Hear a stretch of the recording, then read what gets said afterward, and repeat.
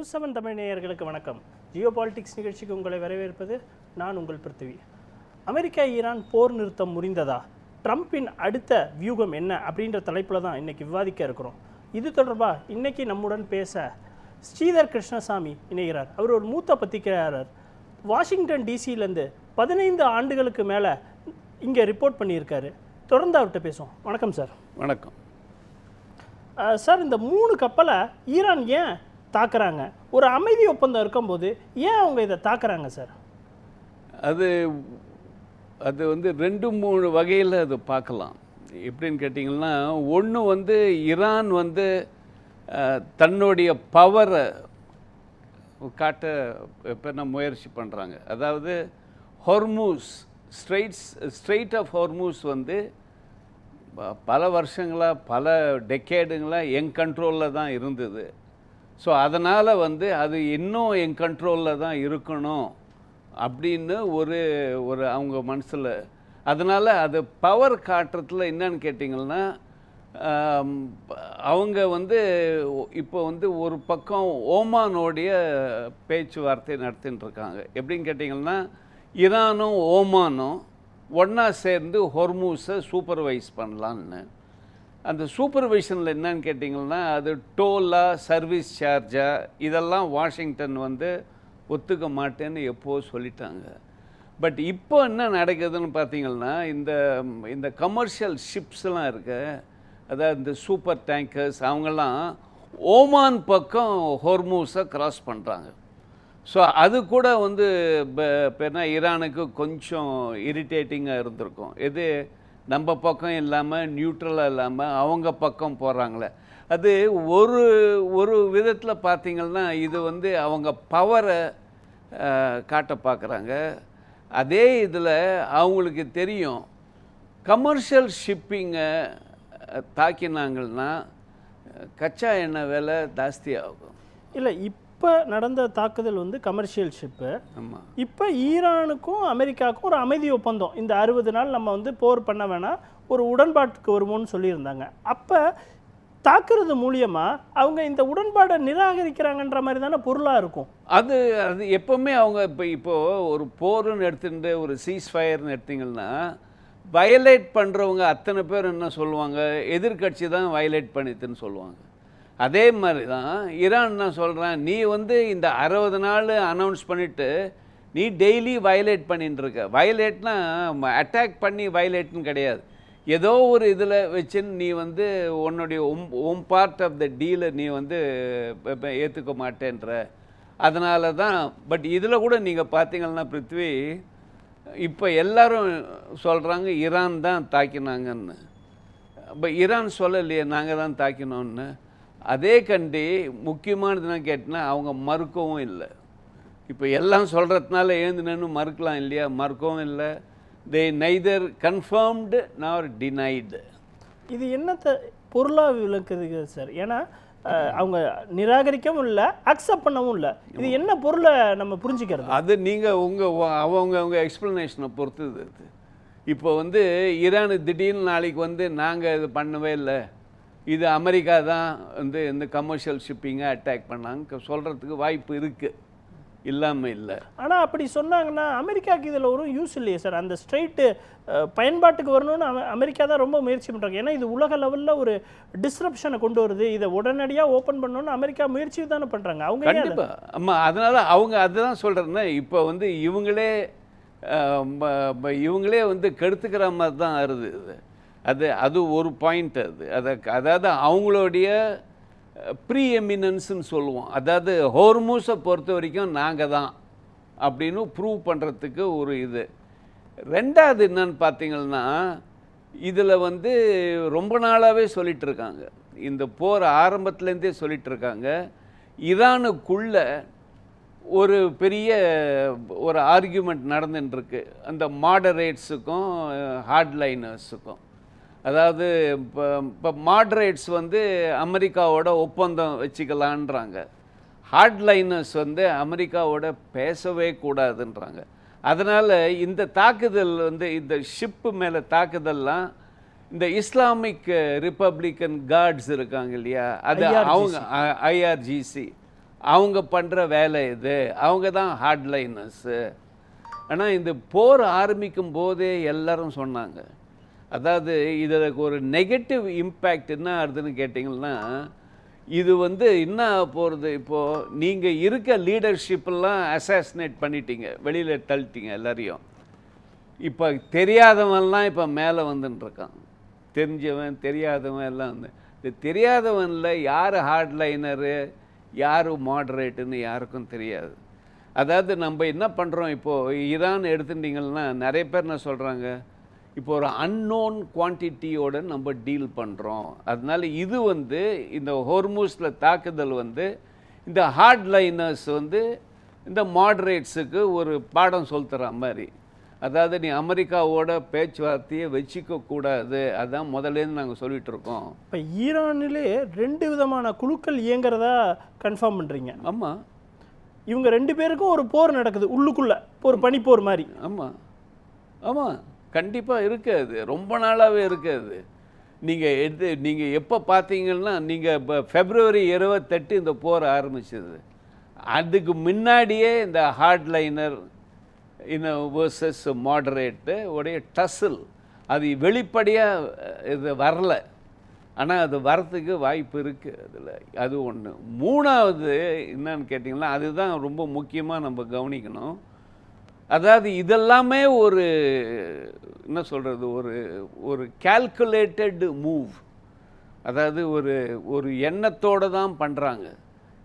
என்ன எண்ணம், அதில் எல்லா அட்டென்ஷனையும் ஹோர்மூஸ் மேலே போட்டோம்னா நியூக்ளியர் ப்ரோக்ராமை பற்றி எல்லாம் மறந்துடுவாங்க. அதாவது நீங்கள் attention is moving away from nuclear issues. இப்போ யார் பார்த்து எந்த நியூஸ் பேப்பர் நம்ம சேனல்லே எடுத்துக்கோங்க, இப்போ எல்லாரும் என்ன சொல்கிறாங்க, எல்லாம் ஹோர்மூஸ் மேலே தானே. யாராவது ஒருத்தராவது அப்போ அந்த நியூக்ளியர் டீல் என்னப்பா ஆச்சு, அந்த யுரேனியம் என்ன ஆச்சு, அந்த 500 கிலோ எங்கே போச்சு, அதெல்லாம் யாராவது கேட்குறாங்களா? இப்போ இல்லை, இந்த ஹார்மூஸ் பிரச்சனை நேரடியாக மக்களை பாதிக்குது. ஏன்னா பெட்ரோல் வரத்தும் கேஸும் அந்த வழியாக தான் வருது, எல்பிஜி பெரிய லெவலில் பாதிக்கப்படுது. இந்த மாதிரியான சிக்கல் இருக்கிறதொட்டு அதை தானே நம்ம ஃபோக்கஸ் பண்ணுற மாதிரி இருக்குது. ஏன்னா இந்த 3 கப்பல் தாக்குனதொட்டு அடுத்தடுத்த கப்பல்லாம் வரத்துக்கே தயங்குறாங்க. நம்மளும் ரொம்ப ஜாக்கிரதையாக தான் அந்த இடத்த கிராஸ் பண்ணி கொண்டு வரதா இருக்குது. அப்போ அந்த அட்டென்ஷன் அங்கே தானே சார் இருக்கும். அந்த அட்டென்ஷன் அங்கே தான் இருக்கும். அது அங்கே தான் இருக்கணும்னு எல்லாரும் இப்போ ஈரானுக்குள்ள அந்த அதாவது நீங்கள் எவ்வளோக்கு எவ்வளோ இந்த நியூக்ளியர் பக்கம் வராமல் இருக்கீங்களோ எங்களுக்கு அவ்வளோக்கு அவ்வளோ நல்லது. ஏன்னா இப்போ எல்லாருமே ஹார்மூஸ் மேலே உட்காந்து பேசிட்டு இருந்தாங்கன்னா அப்போ அந்த நியூக்ளியர் இஷ்யூ கொஞ்சம் வீக்கான மாதிரி தானே அவங்க அது வீக்காக போகிறதே இல்லை. இஸ்ரேல் இருக்க வரைக்கும் அந்த நியூக்ளியர் இஷ்யூ வீக்கே ஆகாது. ஏன்னா அது நேட்டானியாஹூ விடவே மாட்டார் அது. ஏன்னா அதனால் பட் இவங்களுக்கு இது ஒரு தேர்ட் ஆப்ஷன். அதாவது இதுவாக கூட இருக்கலாம். இப்போ எனக்கு தான் எல்லாம் தெரியுன்ற மாதிரி நான் சொல்லலை. 3 சினாரியோ. அந்த 3வது சினாரியோ இது மாதிரி இந்த பீஸ் டாக்ஸில் இப்போ எல்லாரும் இப்போ ஹோர்மூஸ் இப்போ முக்கால்வாசி அட்டென்ஷன் ஹோர்மூஸில் தான் இருக்கணும். ஏன்னா அங்கே தான் 20% குளோபல் எனர்ஜி ட்ரேடு போகிறது. அந்த வாட்டர்வே அந்த வழித்தடத்தில் தான் முக்கியமான நகர்வுகள் இருக்குது. ஆமாம், அங்கே தான் அந்த இதில் தான் இந்தியா ஜப்பானு இவங்களுக்கு 90% நம்ம க்ரூடு எல்லாம் அந்த வழியாக தான் வருது. அதனால் இப்போ என்ன ஆகுது, இப்போ இது பெரிய கண்டுபிடிப்பு இல்லை. இது மாதிரி இந்த கப்பலில் தாக்கினாக்கா ஆயில் விலை ஜாஸ்தி ஆகும், அது ஒன்று எல்லாருக்கும் தெரிஞ்சது தான். அது அப்போ அதை நேற்றுக்கும் இன்றைக்குமே $10 ஏறிருக்கு ஒரு பேரல். 70லேருந்து $80 ஆகிருக்கு. 78 வரைக்கும் டாலர் போகிறதா சொல்கிறாங்க. ஆமாம், முந்தானேத்து ட்ரம்ப் சொல்லும்போது நான் ஈரானியர்களை நம்பவே மாட்டேன், இந்த இதை நான் இப்போ முடிச்சுக்கிறேன், அவங்கள்ட்ட பேசி பிரோஜனம் இல்லை. தனிப்பட்ட முறையில் பேசும்போது அவங்க எல்லாத்தையும் ஒத்துக்கிறாங்க, ஆனால் பொதுவெளியில் ஒத்துக்கிறதுக்கு மறைக்கிறாங்க, பொதுவெளியில் ஒத்துக்க மாட்டேங்கிறாங்க அப்படின்னு ஒரு குற்றச்சாட்டை வைக்கிறாரு. தனிப்பட்ட முறையில் நான் பேசும்போது எல்லாத்துக்கும் அவங்க ஒத்து வராங்கன்னு சொல்லிட்டு அவங்களால ஒத்துக்க முடியல பொதுவெளியில் அப்படின்ற விஷயத்தையும் அவர் சேர்த்து சொல்கிறாரு. இது எப்படி சார், இது ஏன் அவர் இந்த மாதிரி சொல்கிறாரு, சார்ஜ் பண்ணுறாரு? அது எப்போவுமே அவர் சொல்கிறது தானே. அது எப்போவுமே அவர் எடுத்து நீங்கள் ஈரானை பற்றி எப்போ பேசினாலும் நான் அவங்கள நம்ப மாட்டேன், ஆனால் அவங்களுக்கு ஒரு பெரிய ஃபேவர் பண்ணுற மாதிரி நான் நெகோஷியேட் பண்ணுறேன். அது மாதிரி தானே பேசிகிட்டு இருக்காரு, எப்போவுமே அப்படி தானே சொல்லிட்டு இருக்காரு. அவர் சொன்னது ஒன்றும் புதுசு இல்லையே அது. இல்லை, ஆனால் இப்போ இந்த அமைதி பேச்சுவார்த்தைக்கு அப்புறம் ஏதாவது மாறும் தானே நம்மளாம் எதிர்பார்த்தோம். இல்லை, அவருடைய பர்சனல் ஒப்பீனியன் மாறவே மாறாது. அவர் பர்சனல் ஒப்பீனியன் மாறவே அவரை பொறுத்த வரைக்கும் இந்த 2 சைடும் அந்த ஃப்ரேம் ஒர்க் பற்றி ஒரு அக்ரிமெண்ட் வந்தாக்கா கையெழுத்து போட்டு போயிட்டே இருப்பாங்க. அதனால் எனக்கு ஈரானை பிடிக்கும், அவன் மேலே இப்போ நான் வச்சிருந்த இப்போ என்ன பழைய எண்ணங்கள்லாம் தப்பு, அது மாதிரிலாம் என்றைக்கும் அவர் சொல்லவே மாட்டார். கையெழுத்து போட்ட அப்புறம் கூட சொல்லுவார், நான் அவனை நம்ப மாட்டேன்னுவார். பட் அவருடைய நம்பிக்கை அது, நம்ம அதில் எதுவும் நம்ம குற்றச்சாட்டு கண்டுபிடிக்க முடியாது. அதே மாதிரி நீங்கள் இந்த நியூக்ளியர் இஷ்யூலேருந்து திசை திருப்ப தான் ஈரான் இந்த மாதிரி பண்ணுதுன்னு நினைக்கிறீங்க. அதனால் என்ன விதமான லாபத்தை அவங்க சம்பாதிக்கிறாங்க? ஏன்னா இந்த ஹார்மூஸில் பிரச்சனை தொடர்றதுனால மற்ற நாடுகள் பெரிய லெவலில் பாதிக்கப்படுது.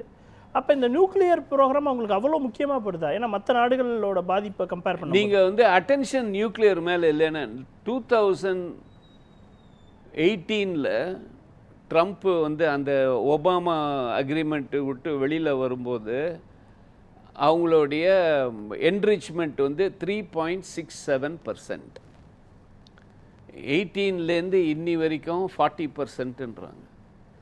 ஸோ நீங்கள் அட்டென்ஷனில் அந்த பக்கம் இல்லைன்னா அவங்க பாட்டுக்கு என்ரிச் பண்ணிட்டே போக மாட்டாங்கன்னு உங்களுக்கு என்ன நிச்சயம்? உங்களுக்கு என்ன அது ஒன்று இருக்குது இல்லையா? அப்புறம் கடைசியில் இவ்வளோ தூரம் என்ரிச்மெண்ட் ஆகிடுது, இப்போ நம்ம எப்படி என்ரிச்மெண்ட் பண்ணுறது? அதெல்லாம் கஷ்டம், அதெல்லாம் வேறு ப்ராப்ளம்ஸ் அதெல்லாம். ஸோ அதனால் அவங்களுக்கு அது வரைக்கும், அதாவது இவ்வளோ தூரம் நான் வந்துட்டேன், நான் இனிமேல் எப்படி பின்னாடி போகிறது, அதனால் எனக்கு கொஞ்சம் கன்செஷன் கொடுங்க அப்படின்னு கேட்க வாய்ப்பு இருக்குது. அதனால தான் that is one of the reasons why there அப்படின்னு நான் நினைக்கிறேன். இது நான் நினச்சது கரெக்டுன்னு அர்த்தம் இல்லை அப்படின்னு நான் ஃபீல் பண்ணுறேன். அமெரிக்கா இப்போ என்ன செய்ய போகிறாங்க?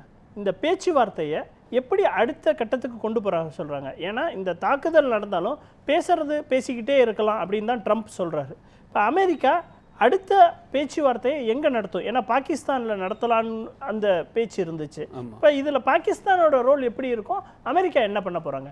இதில் பாகிஸ்தான் ரோலுன்னு எதுவுமே கிடையாது. அவங்க ஃபெசிலிட்டேட்டர் தான். நம்ம போன காட்சியிலே நம்ம அதை பற்றி கொஞ்சம் பேசினோம். அவங்க மீடியேட்டரே கிடையாது, அவங்க ஃபெசிலிட்டேட் பண்ணுறாங்க இது. அதாவது பட் இவங்க 2 பேரும் பேசுகிறேன்னு சொன்னால் தான் அவங்களுடைய ரோலே வரும் இதில். இப்போ யாராவது ஒருத்தர் இல்லைப்பா நான் வரல இந்த பீஸ் டாக்ஸுக்குன்னு சொன்னான்னா அதுக்கப்புறம் பாகிஸ்தானால் ஒன்றும் பண்ண முடியாது. ஒன்று என்னன்னாக்கா ஈரானுக்கிட்ட போயிட்டு கேட்கலாம், அமெரிக்கா கிட்ட போய் கேட்கலாம், திருப்பி வந்துடுங்க, அவ்வளோதான். அதுக்கு மேலே அவங்களால எதுவும் பண்ண முடியாது. ஏன்னா அவங்களுக்கிட்ட எந்த மாதிரியான லெவரேஜும் கிடையாது, எந்த மாதிரி என்ன சொல்கிறது வெயிட்டும் கிடையாது அவங்களுக்கு இது மாதிரி பண்ணுறதுக்கு. அதனால் பாகிஸ்தான் இதில் அவ்வளோவா உள்ள 2 பேரையும் திருப்பியும் நெகோஷியேட் பண்ண சொல்கிற அதெல்லாம் கஷ்டம். இது ஒன்று ஈரான் யூஎஸ் 2 பேரும் திருப்பியும் ஒத்துக்கணும், சரி திருப்பி போய் பேசலாம் வா. மிச்சம் இதில் நியூடில் ட்ரம்ப் இதுக்கு ஒத்துக்கணும். இதில் ட்ரம்ப் என்ன மாதிரி வியூகத்தை கடைபிடிக்க போகிறார் சார்? ஏன்னா இந்த பிரச்சனையை அவர் இழுத்துக்கிட்டே போக முடியாது. ஏன்னா எலெக்ஷன் நெருங்கிக்கிட்டு இருக்கு, அதுக்குள்ளே அவர் ஒரு சொல்யூஷனுக்கு வரணும். ஏன்னா இந்த விஷயம் அவரோட எலெக்ஷன்லேயும் அவருக்கு பாதிக்கும். அப்போ ட்ரம்ப் இதுக்கப்புறம் என்ன மாதிரி வியூகத்தை கையாளுவார்னு நீங்கள் நினைக்கிறீங்க? அவர் கொஞ்சம் ஹார்ட் லைனாக தான் இருப்பார் கண்டிப்பாக. ஏன்னா நீங்கள் கமர்ஷியல் ஷிப்பிங் மேலே அவங்க தாக்குதல் பண்ணாங்கன்னா அவர் சும்மா இருக்க மாட்டார். அந்த அமெரிக்கன் சென்ட்காம்னு இருக்கு, சென்ட்ரல் கமாண்டு, அவங்க தான் இன்சார்ஜ் இந்த ஆப்ரேஷன்ஸு. நேற்று ஏற்கனவே ஒரு 80 சைட்டை க்ரூஸ் மிசைல்ஸால் தாக்கியிருக்காங்க 3 ப்ராவின்சஸில். அதே மாதிரி அவங்களுக்கு இன்னும் கொஞ்சம் இப்போ என்ன கொஞ்சம் ஹார்ட் லைனாக மிலிட்ரி ஸ்ட்ரைக்ஸ் நடக்கும். அதேபடி ஈரானும் நேற்று பஹ்ரைனும் குவைட்லேயும் போயிட்டு தாக்கியிருக்காங்க. அது இன்னும் கொஞ்சம் அவங்களும் எக்ஸ்பேண்ட் பண்ணுவாங்க. அதாவது 2 பேரும் ஒன்றா சேர்ந்து இதை நிறுத்தினா தான் உண்டு. இப்போ யாராலையும் இது பண்ண முடியாது, இன்ஃப்ளூயன்ஸ் பண்ண முடியாது. இப்போ இதனால் இந்தியாவுக்கு பெரிய பாதிப்பு வரும். ஏன்னா நம்மளுக்கு அந்த வழித்தடத்தில் கப்பல் சரியாக போக வரலைன்னா நம்மளுக்கு பெட்ரோல் பாதிக்கப்படுறதுக்கான கச்சா எண்ணெய் விலை விடுறதுனால நம்மளுக்கு பாதிப்பு ஏற்படும். அதை நம்ம எப்படி சார் கையாளுறது? அது இப்போ தான் நம்ம வந்து கொஞ்சம் ஈஸியாக மூச்சு விட ஆரம்பித்தோம். அதாவது ஒரு மாதிரியாக இந்த இது கொஞ்சம் கீழே இறங்கின்னு இருக்கு. கொஞ்சம் ஹோர்மூஸில் ஒரு 10 டேங்கர் வந்திருக்கு. கச்சா எண்ணெய் ஒரு பக்கம், எல்பிஜி ஒரு பக்கம். இப்போ தான் கொஞ்சம் நம்ம கொஞ்சம் ஈஸியாக இருந்தோம், திருப்பி ஆரம்பிச்சிருக்கு. கண்டிப்பாக நம்மளுக்கு வந்து இதில் அஃபெக்ட் பண்ணாமல் இருக்காது. கண்டிப்பாக அது இந்தியாவுக்கு மாத்திரம் கிடையாது, ஜப்பானுக்கும். இப்போ வந்து ஜப்பானை பற்றி நம்ம சொல்லலாம். சின்ன நாடு, 260 நாள் ரிசர்வ் சப்ளை வச்சுட்டுருக்காங்க கச்சா எண்ணெய். நம்மக்கிட்ட எவ்வளோ இருக்குன்னு எனக்கு தெரியாது, பட் நம்ம பெரிய நாடு நம்ம. அதனால் நம்ம எவ்வளோ வச்சுருந்தாலும் நம்மளுக்கு வந்து பத்தாது அது. பட் அது மாத்திரம் இல்லை, இப்போ வந்து இப்போ ட்ராவல், இப்போ லட்சக்கணக்கான மக்கள்கள் வந்து மிடில் ஈஸ்ட் பக்கம் போயிட்டும் வரதும் இருக்குது. அதெல்லாம் இப்போ வந்து அடிப்படும் இப்போது. ஏன்னா உங்களுக்கு ஏர் டிராஃபிக் ரூட்டில் பைலட்ஸு எடுக்க மாட்டானுங்க, கொஞ்சம் ஜாக்கிரதையாக போகணுன்னுவான். அதனால் நிறைய இது இருக்குது. இந்தியா மாத்திரம் கிடையாது, நிறைய நாடுகளுக்கு இது அந்த ஹொர்மூஸ் அந்த இந்த போர் ஒன்றும் கொஞ்சம் தொடர்ந்து இருந்தாக்கா இது இதனால் பல தலைவலிகள் இருக்குது இதில். ட்ரம்ப் சொல்லும்போது ஒரு விஷயத்தை நேற்று சொல்கிறாரு, நான் வந்து கார்க் ஐலாண்டை பிடிச்சாலும் பிடிப்பேன் அப்படின்ற மாதிரி பேசுகிறாரு. ஏன்னா எண்ணெய் வளத்தில் அது பிரச்சனை வந்துடக்கூடாது, நான் அந்த இடத்த இது பண்ணுவேன் அப்படின்னு சொல்கிறாரு. அதே மாதிரி ஈரான் மேலே விலக்கியிருந்த தடையை திருப்பி அமல்படுத்துகிறாரு. அப்போ அது உலக லெவலில் பெட்ரோல் இதை பாதிக்க தானே சார் செய்யும்? அது வந்து உலகத்துக்கு மாத்திரம் இல்லை, ஈரானுக்கும் பாதிக்கும் அது. ஏன்னா அவங்களுடைய எக்ஸ்போர்ட்ஸ் மேலே கொஞ்சம் ஈஸ் பண்ணியிருந்தார் சாங்ஷன்ஸு. இப்போ திருப்பியும் அந்த சாங்ஷன்ஸ் அது கண்டிப்பாக பண்ண தான் பண்ணுவார். அது இப்போ அது பண்ணலைன்னா தான் வந்து பெரிய இதுவாகும் அவருக்கே. அமெரிக்கா இது டொமஸ்டிக் பாலிட்டிக்ஸ்லேயே பெருசு. கார்க் ஐலண்டு எடுப்பேன்னு இப்போ மாத்திரம் தொடர்ச்சியாக சொல்லிட்டு இருக்காரு. கார்க் ஐலண்ட் எடுக்க போகிறேன் இவர் சொல்ல அவங்க என்ன பண்ணுறாங்க, ஜாஸ்தி அதை 45 பண்ண ஆரம்பிச்சிருக்காங்க ஈரான். அதில் நிறைய இன்னும் கொஞ்சம் அவங்களுடைய சோல்ஜர்ஸை போட்டு, அதாவது எவ்வளோக்களவு அது மாதிரி பண்ணாங்கன்னா எவ்வளோக்களவு அவங்களுக்கு கஷ்டமாக்கலாம், எவ்வளோக்களவு அவங்களுக்கு வந்து இம்பேக்ட் பண்ணணும் அப்படின்னு சொல்லிட்டு இவங்க பண்ணுறதுக்கு அவங்க பண்ணுறாங்க அவங்க. ஸோ இது பாட்டுக்கு போயிட்டே இருக்குங்க. இது பற்றி அதாவது இந்த சுத்தமாக அந்த ஹோர்மூஸில் அந்த வாட்டர்வேயை பீஸ்ஃபுல்லாக வைக்கிற வரைக்கும் இதுக்கு வந்து ஈஸி வே அவுட்டே கிடையாது. இதில் இந்த அமைதி பேச்சுவார்த்தையில் முக்கியமான ஒரு விஷயம் வந்து யூரோப்பியன் கண்ட்ரிஸ் வந்து இந்த மைன்ஸ் எல்லாம் கிளியர் பண்ணுறோம் அப்படின்றாங்க. அது இப்போ அப்படியே தடைப்பட்டுருது. இது ஒரு பெரிய ஆபத்தான விஷயம் தானே சார்? கண்டிப்பாக அந்த யூரோப்பியன் நேட்டோ இதில் சொல்லியிருக்காங்க, அதாவது சைட்லைன்ஸில் சொல்லியிருக்காங்க, இது மாதிரி பண்ணிங்கன்னா எங்களால் போயிட்டு மைனை கிளியர் பண்ண முடியாது. இதெல்லாம் மேக்னெட்டிக் மைன்ஸ் இருக்கும். அதாவது வந்து இது வந்து ஒரு ஹெவி ஷிப்ஸ் எல்லாம் கீழே அந்த பக்கம் போச்சுன்னாக்கா இது இம்பேக்ட் ரொம்ப ஜாஸ்தி ஆகும். ஒன்று மறந்துடக்கூடாது, இந்த ஸ்ட்ரைட் ஆஃப் ஹோர்மூஸ்ன்றது ரொம்ப ஆழமான இது கடல் கிடையாது. இட்ஸ் எ ரிலேட்டிவ்லி ஷாலோ இது அது. ஸோ அதனால் உங்களுக்கு வந்து இம்பேக்ட் ரொம்ப ஜாஸ்தி இருக்கும். மேலும் உங்களுக்கு அதனுடைய வித்தே 24 கிலோமீட்டர் தான்.